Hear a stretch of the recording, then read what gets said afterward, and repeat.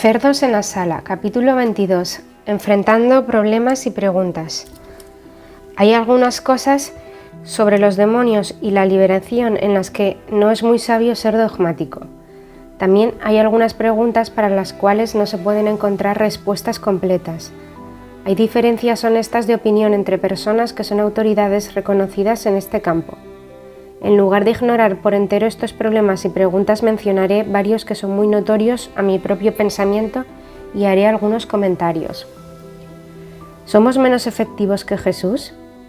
Se puede sostener, y lo creo correctamente así, que el Nuevo Testamento demuestra que Jesús liberó a quienes tenían espíritus demoníacos con una autoridad mayor y una prontitud más grande que las que se ven hoy. No retrocedamos en este ministerio porque no lo hagamos de manera perfecta, ni esperemos hasta cuando podamos seguir exactamente el ejemplo del Señor. Eso sería como la persona que sin saber nadar decide no entrar al agua sino hasta cuando lo pueda hacer como un campeón olímpico. He visto lo que creo que podría ser un error serio en esta área. Cuando los resultados no son inmediatos, algunos declaran con mucha suficiencia y mucho conocimiento que todo es cuestión de fe. En consecuencia, hacen como una práctica de rutina ordenarle a todos los demonios que salgan de una persona y descansan en fe que esto ya se cumplió. Pero la suposición no es fe. Cuando una persona no es liberada como consecuencia de esto que se llama fe, entonces se debe admitir que algo salió mal. Algunos que se supone que fueron liberados de esta manera vinieron a buscar ayuda, sufrían de engaños, desilusiones y frustración. Se les había dicho que quedaron libres, pero nada había cambiado. En realidad, ¿el ministerio de liberación fue suficientemente honesto? ¿Se tomó todo el tiempo necesario para ver una administración efectiva? ¿Buscó un cortocircuito en lo referente a la eficacia? ¿Cómo podemos juzgar? Otro ministro y yo discutíamos esta espinosa cuestión. Mientras conversábamos, el Espíritu Santo habló a mi corazón y dijo que la Iglesia al final llegaría a tener un poder mayor en la liberación.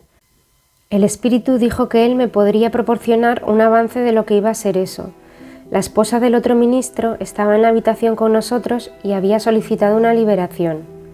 El Espíritu me guió para ordenarle a los demonios que perturbaban a salir de ella. Ninguno de nosotros se movió de su silla. Señalé con mi dedo a través de la habitación y le ordené a los demonios salir de ella. Hubo más o menos un minuto de silencio y luego explotó en tos. Cuando se dio cuenta que había sido liberada, se puso de pie y levantó sus manos en alabanza a Dios.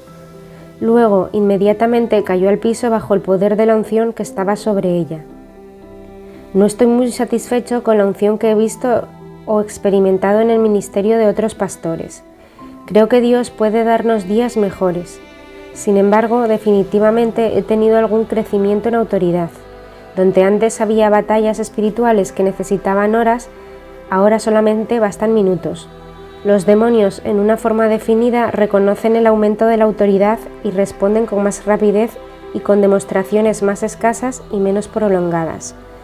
En unos pocos ejemplos, los demonios dentro de personas que están en la misma habitación con nosotros han gritado al reconocer simplemente que éramos un peligro y una amenaza para ellos. Esto parece ser paralelo con la experiencia del Señor Jesucristo cuando entró en la sinagoga y un espíritu inmundo en un hombre gritó. Marcos 1, 23, 26. Procuremos permanecer sensibles a las enseñanzas del Espíritu Santo.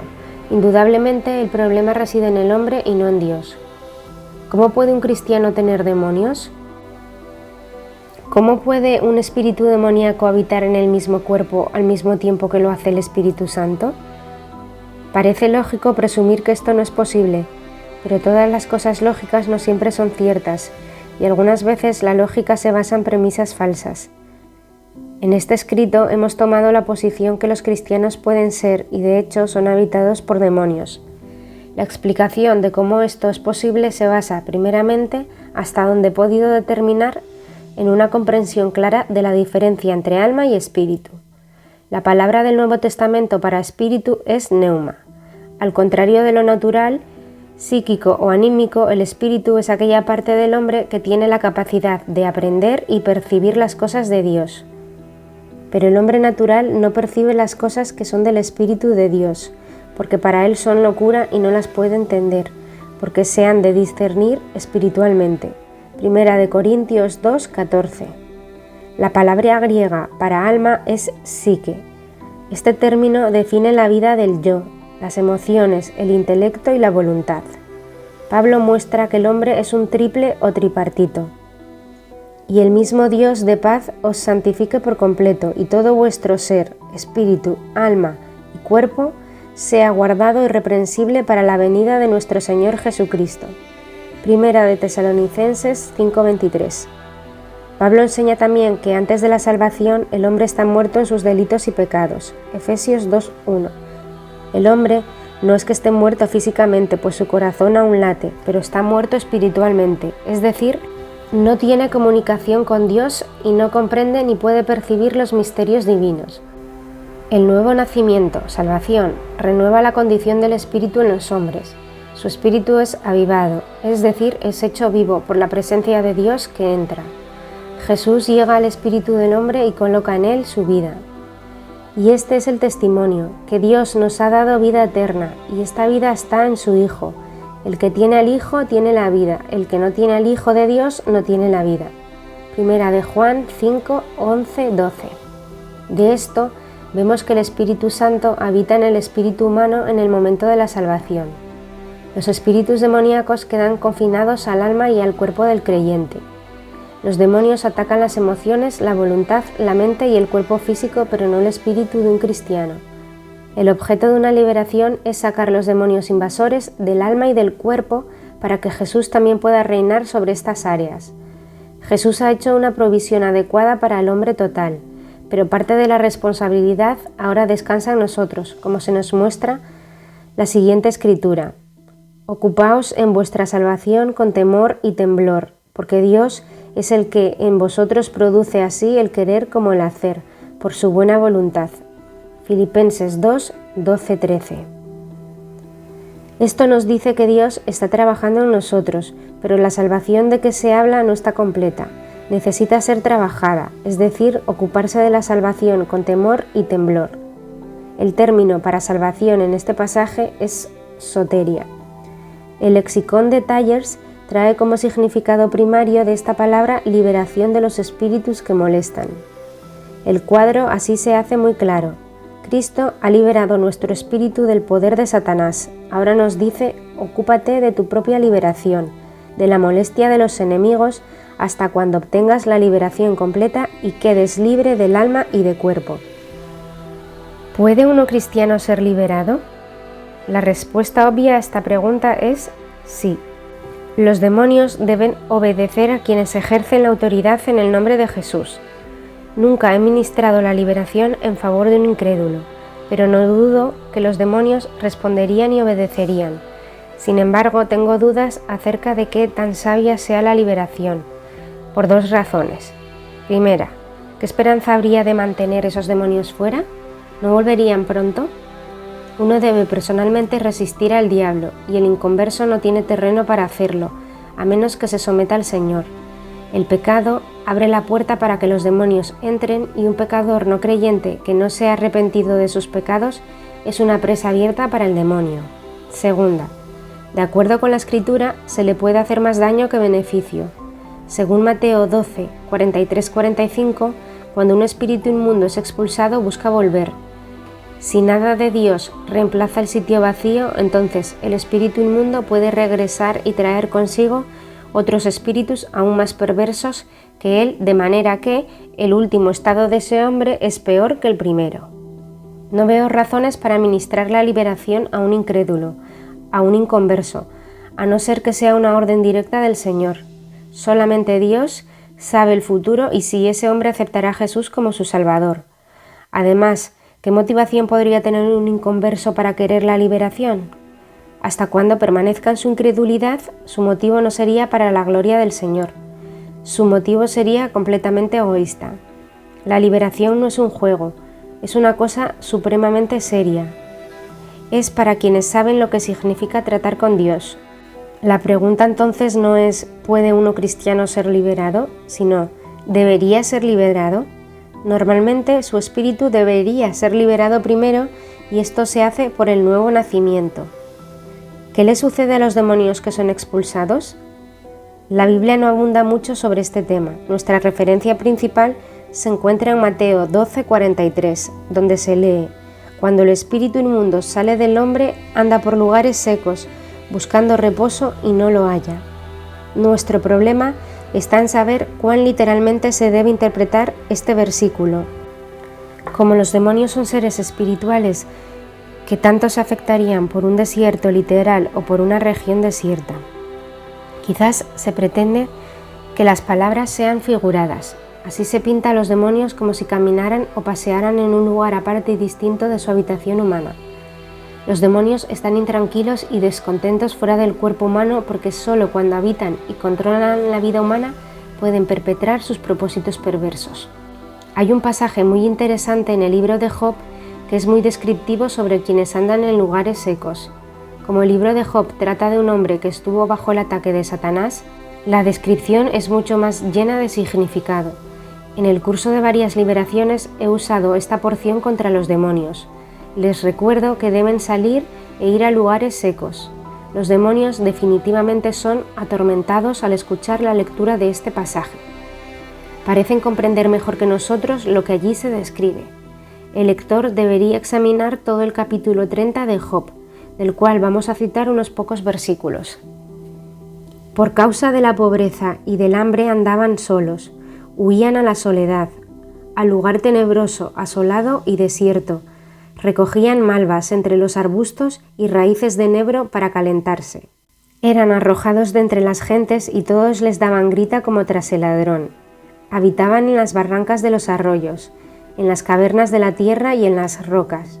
Bramaban entre las matas y se reunían debajo de los espinos, hijos de viles y hombres sin nombre, más bajos que la misma tierra. Job 30, 3, 8. ¿Podemos decir a los demonios a dónde ir? Esta pregunta se relaciona con la anterior. Fuera de decirnos que los demonios expulsados caminan por lugares secos, no hay ninguna referencia sobre lo que les sucede a ellos. Nunca se ha informado que Jesús o los discípulos siquiera impusiesen el más leve juicio sobre los demonios enviándolos al infierno, al abismo o a cualquier sitio semejante. Los demonios evidentemente comprenden que su juicio final todavía es futuro. Ellos lo indicaron así cuando hablaron por medio del endemoniado gadareno. ¿Qué tienes con nosotros, Jesús, Hijo de Dios? ¿Has venido acá para atormentarnos antes de tiempo? Mateo 8:29. La Escritura no nos autoriza a imponer un tormento prematuro a los demonios. Ese tiempo ya está fijado por el designio de Dios. Entonces, ¿podemos enviarles a otro sitio o a otra localidad? El demonio, que se identificó a sí mismo como Legión, le rogó a Jesús que no lo mandara a otro lugar. Legión. Le rogaba mucho que no los enviase fuera de aquella región. Marcos 5:10. De esto parece que los demonios pueden ser enviados a otras partes del mundo. ¿Debería hacerse esto en cada ocasión o solo en algunas? Ha habido momentos en que el Espíritu Santo me ha dirigido a ordenarle a los demonios que se fueran a países específicos del mundo. En tales oportunidades he oído a los demonios hablar con una protesta muy violenta. Un demonio me pidió no enviarlo a África, quejándose del exceso de calor allí. Por alguna razón, obviamente prefería permanecer en una sola localidad. ¿Por qué los demonios en el Gadareno le pidieron a Jesús que los enviara a los cerdos y por qué les dio tal permiso? Seguramente el Señor no tenía ninguna clase de simpatía por los demonios. Su razón debe haber tenido como base el bienestar del hombre endemoniado. Mi propia teoría es que el hombre había sido severamente atormentado por una legión de espíritus que resistían la expulsión.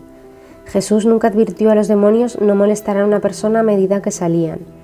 Como a los demonios se les permitió un lugar seguro para ir, no pusieron resistencia. Así pronto resultó que los cerdos fueron destruidos y los demonios quedaron de nuevo sin un hogar. Los demonios prefieren habitar a los seres humanos. Su segunda elección es un animal. No es muy satisfactorio para mi orgullo darme cuenta que si un demonio no puede habitarme, su segunda opción puede ser un cerdo. Los demonios pueden habitar y de hecho viven dentro de animales. ¿Se puede prohibir a los demonios que vuelvan a entrar en una persona? Se nos dice que Jesús solamente en una oportunidad prohibió regresar a los demonios. Fue el caso del muchacho en poder de un espíritu sordo y mudo. que fue traído a Jesús por su padre.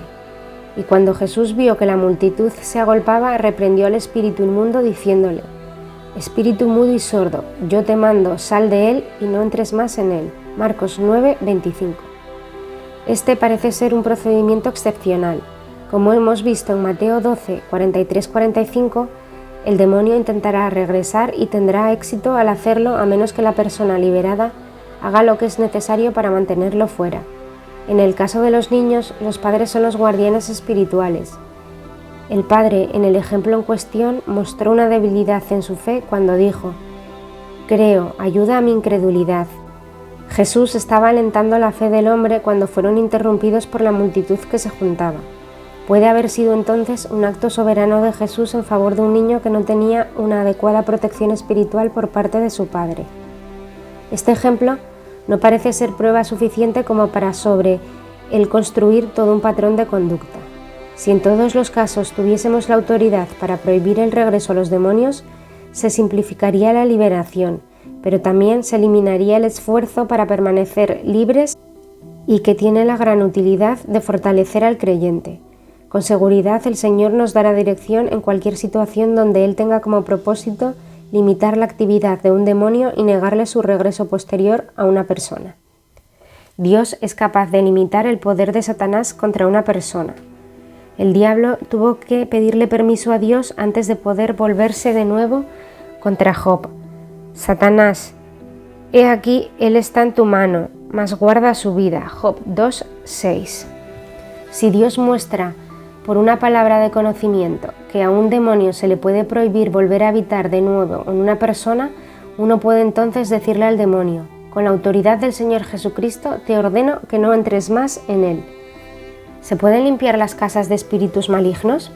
Debido a mi trabajo con demonios en el Ministerio de la Liberación, he escuchado informes de actividades demoníacas poco comunes en relación con casas y objetos. Frecuentemente se me pide expulsar demonios de las casas. Se sabe desde hace mucho tiempo que los libros y los objetos identificados con algo que se relacione con el reino de Satanás atraen a los demonios. Las actividades pecaminosas por parte de residentes anteriores son responsables de que algunas casas necesiten ser limpiadas.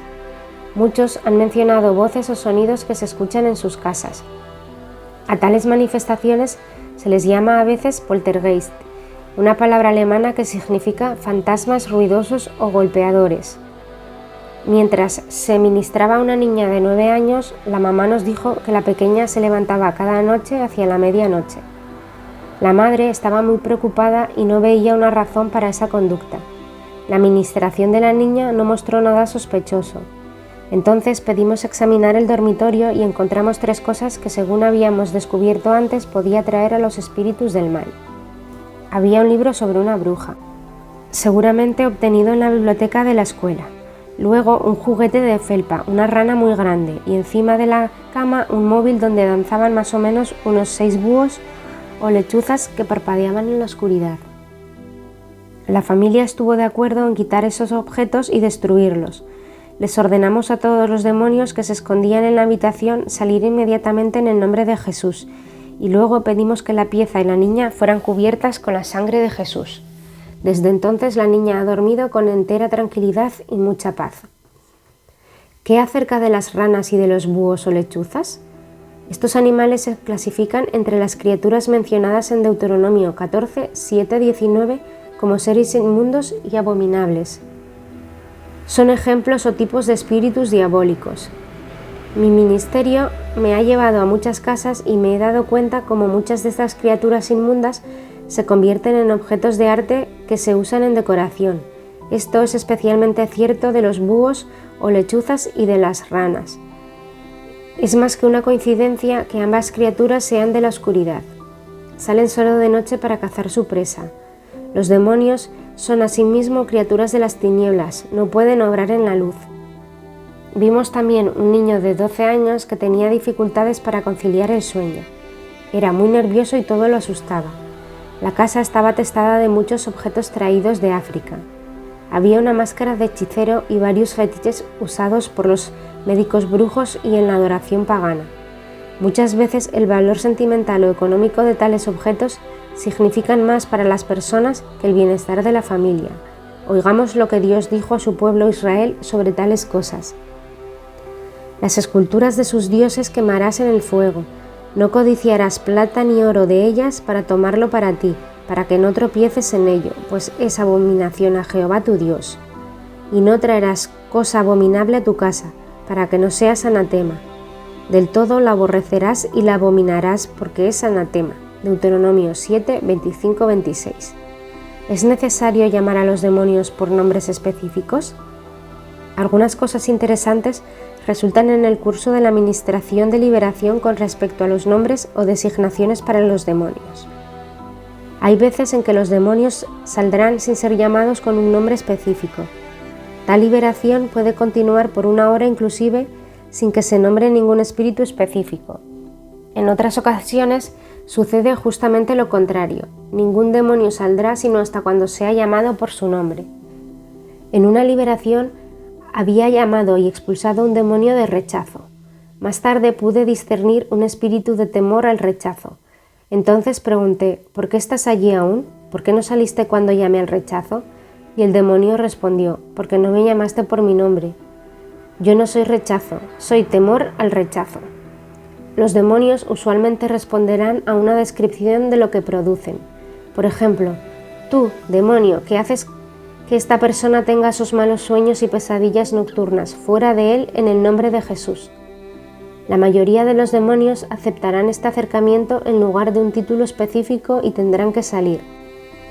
Personalmente creo que la insistencia de un demonio para que se le llame con un nombre específico es una táctica dilatoria.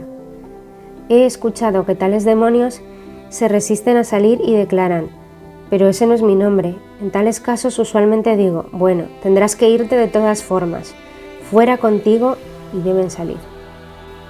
El valor principal de conocer los nombres o designaciones de los demonios es hacer que la persona a quien se está liberando sepa lo que ha tenido lugar. Cuando cualquiera de los demonios intenta regresar, es importante conocer cuáles han sido expulsados. De esta manera, la persona debe estar alerta y también puede tratar con esa área en la carne como para cerrar la puerta contra los demonios que procuran volver. Algunos demonios son muy jactanciosos, parecen gozar cuando dicen sus nombres. Uno de tales espíritus habló altivamente, «Soy el único que él ha dejado», y así reclamaba que era el último demonio en salir y continuó, «Soy el orgullo, todo orgullo viene por mí».